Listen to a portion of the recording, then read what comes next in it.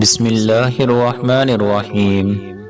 Islamic update channel کے پیارے دوستو، السلام علیکم ورحمۃ اللہ وبرکاتہ۔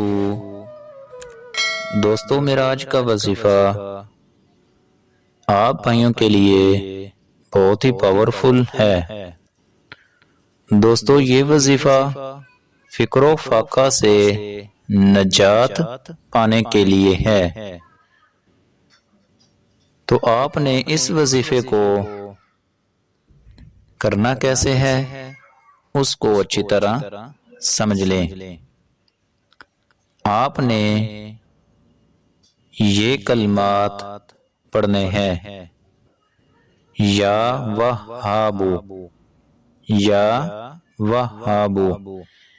اس کلمات کو آپ نے روزانہ نماز چاشت کے آخری سجدے میں 40 مرتبہ اس اسم کو پڑھنا ہے۔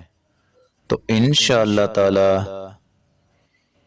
یہ ایک چھوٹا سا وظیفہ اور بہت مختصر سا وظیفہ ہے۔